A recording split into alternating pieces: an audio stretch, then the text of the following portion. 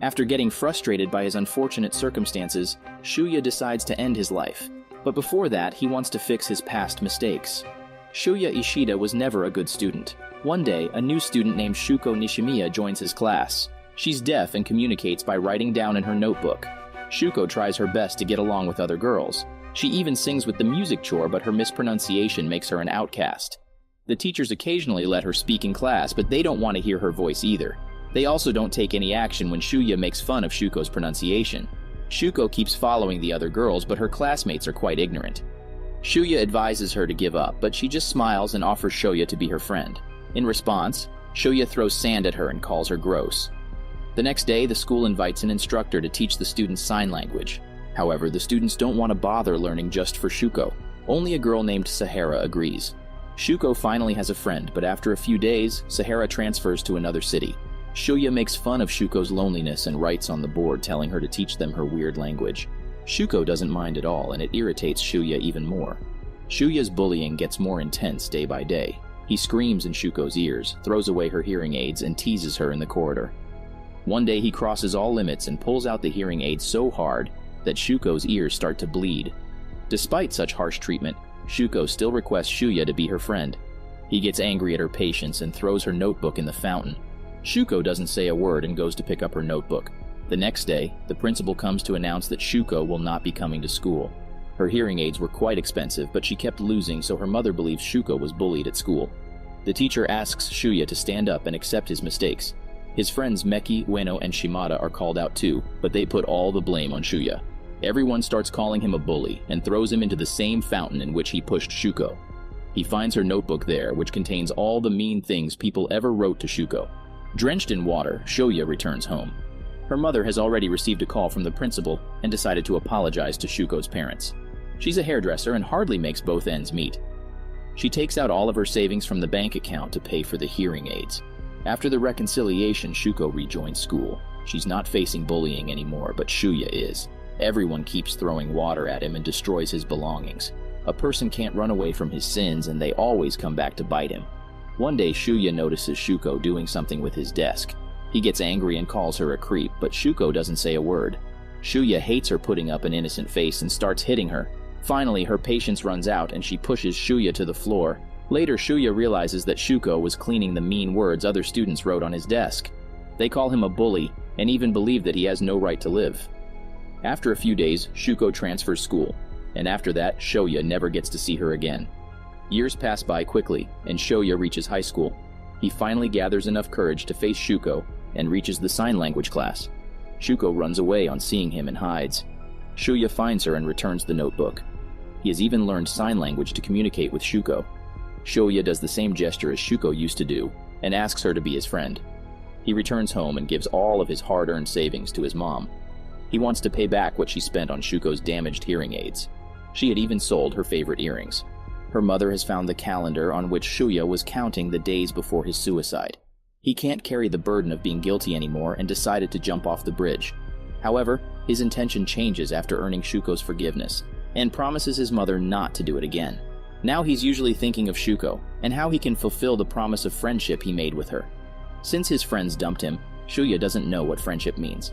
At the beginning of high school, Shimada already told everyone to stay away from Shuya. Since then, no one ever bothers to talk to poor Shuya, and he doesn't take a step by himself either. Every day, he just sits in a corner and stops seeing others' faces and hearing what they say. Shuya notices a chubby guy who is lonely like him, but he couldn't get the courage to talk to him. The next day, when Shuya is parking his bicycle, he notices that the chubby guy is being bullied by someone. He's forced to give up his bicycle. Shuya steps forward and gives his own bicycle instead. He never got it back though, and he lost it on the day he needed to meet Shuko. Suddenly, a bread coupon falls near him. That's what's called a nature sign. Shuya rushes to buy the bread for feeding the fish and reaches Shuko's school. A young boy opens the door and says Shuko isn't there even though she was just sitting behind. Shuya walks back to his house while nibbling on the bread. Surprisingly, the chubby guy is standing at his door holding his bicycle. He had searched the whole town for the bicycle and found it in the dump. It's been a long time since someone acted so kind towards Shuya. He feels really grateful and asks for that guy's name. It's Tomohiro from the same grade as Shuya. He starts following him the next day. They start going to school together. Tomohiro also invites Shuya to hang out after school. They go to watch a movie and have a good lunch. Shuya is also enjoying Tomohiro's company, but he's still unsure of what friendship is. Tomohiro can read the anxiety on Shuya's face and asks him to speak out. Shuya has a query that isn't letting him open up. What's friendship? Are there any requirements or rules to follow to become real friends? Tomohiro smiles and pulls out his hand to do a fun handshake, and that's it. They are friends now. He believes that friendship is something that defies all logic or words, and there are no requirements. Shuya feels motivated and goes to meet Shuko once again. This time the little boy introduces himself as Yuzuru. He claims to be Shuko's boyfriend. Yuzuru says that if Shuya is only coming to make himself feel better, then he shouldn't. He believes Shuya just feels guilty about his past behavior and doesn't want to be Shuko's friend for real. Before Shuya can reply, Tomohiro jumps out of nowhere and starts fighting with Yuzuru. He followed Shuya all the way to help him meet his friend. All the students get out of the classroom, and Shuko notices the fight too, and runs after Shuya. They finally meet on the bridge and communicate through sign language, while Tomohiro and Yuzuru are peeping from afar. Shuya explains that he was confused for the past few weeks, thinking about what friendship is. He was looking for a reason to meet Shuko but couldn't come up with a reasonable excuse. Shuko smiles and confesses that she was anxious about the same thing. Shuya feels relieved to hear this. Then he remembers about the bread and they go to feed the fish together. Suddenly, Shuko pulls out her communication notebook and wants to read it. Shuya stops her as he doesn't want her to recall those bad times. The notebook accidentally dropped in the river. Shuka jumps down in the river and Shuya follows her too. After swimming around for a while, they find the notebook. Shuya apologizes for dropping the notebook. In response, Shoko smiles and does a hand gesture of "see you soon." Yuzuru sees this all and believes that Shuko is an idiot to believe Shuya. The next day, Shuya is called into the principal's office. He's been suspended for a week because he jumped off the bridge, which was illegal. Someone posted his picture from a fake account. Shuya doesn't argue and gets locked up in his house. However, his mother requests him to take his niece Maria outside. While he's at the playground, he finds Yuzuru. He seems unwell and isn't even wearing shoes. Yuzuru confesses that he's the one who posted Shuya's picture online, but Shuya doesn't seem angry at all. Shuya also brings him to his house and offers him clean clothes and a healthy dinner. He also lets Yuzuru sleep at his place. In the middle of the night, Yuzuru sneaks outside in the heavy rain barefoot.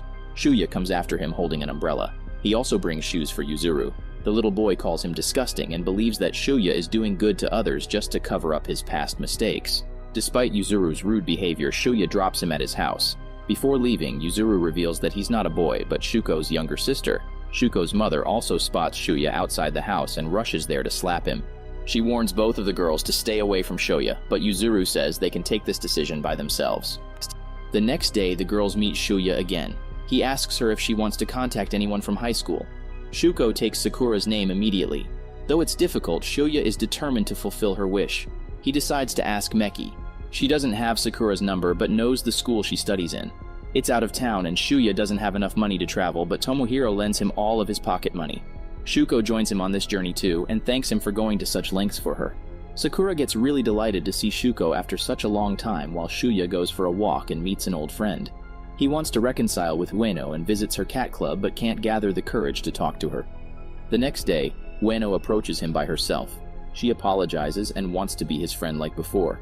However, she's not guilty of her behavior with Shuko. On seeing her, she snatches her hearing aids to throw them away like before. Shuya gets angry and gives them back to Shuko. Ueno gets surprised at his behavior and goes away saying that he will not be able to keep this friendship act for long. But Shuya has changed for real and made Shuko fall in love with him. She changes her hairstyle and dresses up nicely to confess her love. She tries to say "I love you." Unfortunately, Shuya mishears it as a love moon. Shuko gets really embarrassed and runs away. After a few days, Shuya invites her to a friend gathering, which Meki and Sahara join too. Miki also brings another classmate named Mashiba and Ueno as well. Shuya enjoys hanging out with friends after such a long time, but still wonders if he deserves it. Ueno pulls him out of his thoughts and brings him to meet Shimada. She believes that Shuko ruined their friendship and they should get back again, leaving the deaf girl alone. Saying this, Ueno rushes to ride the Ferris wheel with Shuko. Later that day, Yuzuru shows Shuya the video that was secretly recorded in the Ferris wheel. Ueno said to Shuko that she hates her and she has destroyed Shuya's life. She also asks if Shuka hates her back, but Shuko replies that she only hates herself. Yuzuru wants her sister to love her herself, or otherwise, she won't be able to survive the next day. Mashiba asks Shuya about Shuko's past, and Meki overhears them. She blames Shuya for spreading past rumors, and as revenge, she tells everyone that Shuya was the one who bullied Shuko. Shuya starts to feel unwell and runs away. Later, when he goes to meet Shuko, Meki brings others there too. Everyone starts to argue and blames each other for bullying Shuko. Shuya sits in a corner and gets fed up with everything. In anger, he calls Sahara a coward, Meki and Ueno selfish, and Tomohiro as someone who doesn't know the whole story yet. Mashiba is just an outsider. They all get angry on hearing this and leave. Shuya requests Shuko to spend the summer vacation with him, and then he goes back home too. After his part-time job, Shuya goes to meet Shuko, but she doesn't come. Her beloved grandmother has passed away, leaving Shuko more heartbroken. Shuya takes her to hang out at different places, but there's a distance between them. They can't enjoy themselves fully as they miss their other friends. Everyone believes that Shuya is selfish, but they forgot that even the monsters have hearts. However, Shuya has accepted that he can never fix his life. He pretends to be normal and keeps hanging out with Shuko and Yuzuru. The girls take it as a chance to clear things between their mother and Shuya. Their mother isn't delighted to see him on his birthday, but she accepts after seeing her daughter smile. Later that night, they go to see the fireworks. Before the show ends, Shuko excuses herself to study. After her departure, Yuzuru requests Shuya to bring her camera. He enters the house and sees the most terrifying scene on the balcony. He rushes to stop Shuko from jumping off the railing, but it's too late. Shuya holds onto her hand and keeps begging God for another chance. If Shuko dies today, he will not be able to forgive himself ever. Fortunately, Shuko cooperates and pulls up, but Shuya loses his balance and falls in the river. He's in a coma, and it's unsure if he'll survive or not. Shuko's mother lays down on Shuya's mother's feet and begs for her forgiveness. Shuko does the same too. She also meets all of Shuya's friends and tells them she wants to fix everything. Finally, his friends have realized their mistakes and they all want to see Shuya alive. Shuko also keeps visiting Ueno till she finally talks to her. Later that night, Shuko dreams about Shuya leaving her. She wakes up panting and rushes to the bridge where they used to meet. She sits down and cries out in pain. Her feelings are so real that even Shuya can feel them and wakes up. He keeps calling Shuko's name and rushes to the bridge. He always took her forgiveness for granted and never actually apologized to her. He also hurt his friends by giving insensitive comments. Shuya wants to start a new life and fix his mistakes. And he wants Shuko to help him. She smiles and promises to stay by his side. After a few days, Shuya returns home and Shuko invites him to the school festival. He's still too cowardly to face others and hides in the toilet. Tomohiro pulls him out and his other friends are there too. Even Ueno is there and she's learning sign language to talk to Shuko. Shuya apologizes to everyone and requests them to visit the festival together. After 5 years, Shuya finally starts seeing others' faces and listening to them. No one had left him alone. He was the one who separated himself from the outside world. But it's still not late for him to start living again. The door to your heart can only be opened from the inside. Not everyone is your friend, but not everyone is your enemy either. You will not be able to find good friends until you let others enter your life.